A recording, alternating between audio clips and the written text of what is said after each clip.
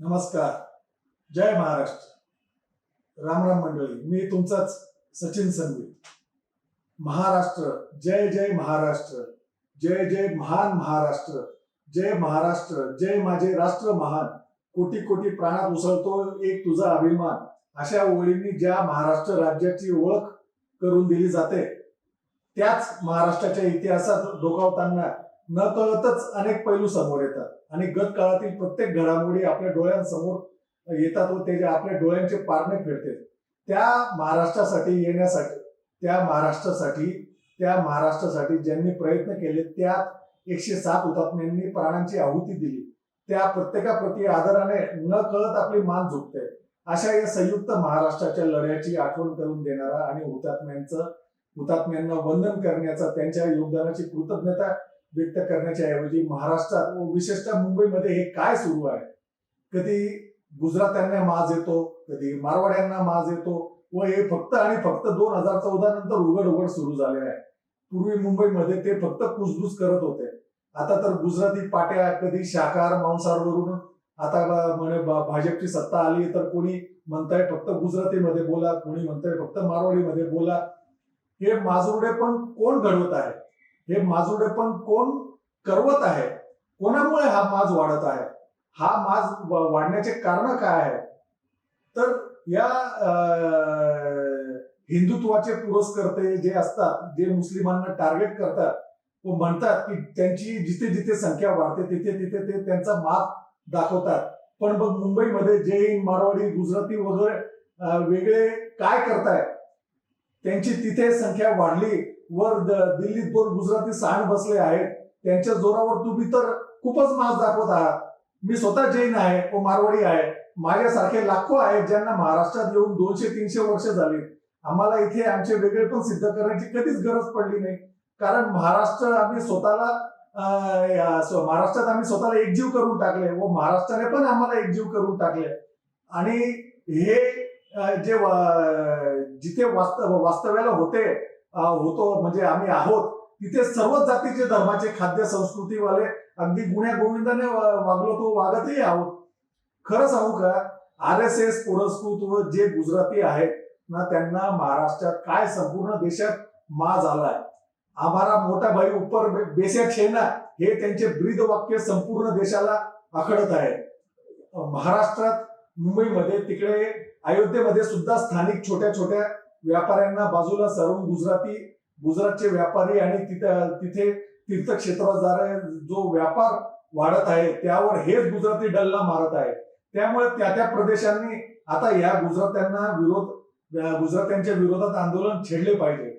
खरं सांगू, हा जो गुजरात्यांना व मारवाड्यांना जो माज आता सुटलाय, याची सुरुवात बाळासाहेब ठाकरे यांच्यामुळे ही झाली व त्याला आज अजून दुसरी कारणेही आहेत, ती आपण त्याच्यावर सविस्तर बोलूया.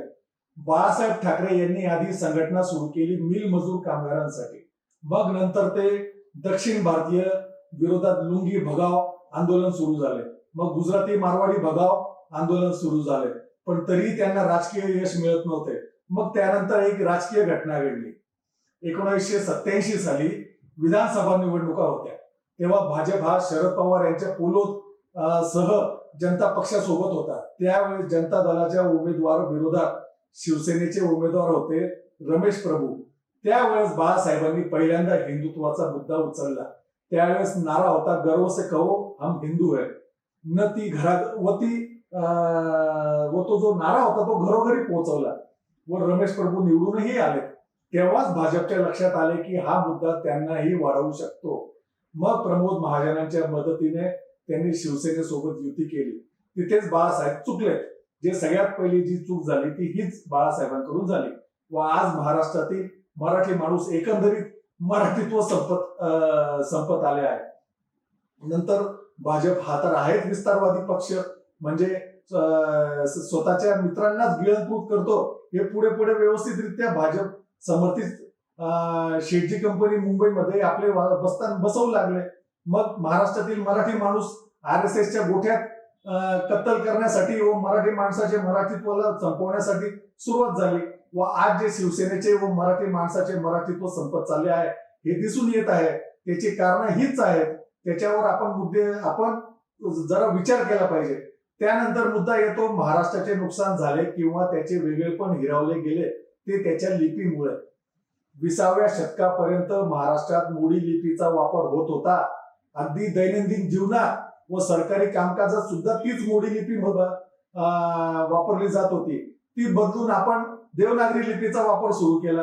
तीच लिपी दक्षिण भारत सोडून सबंध उत्तर भारतात वापरली जाते. त्यामुळे महाराष्ट्राचे मराठीत्व संपुष्टात आले किंवा वेगळेपणही संपुष्टात आले.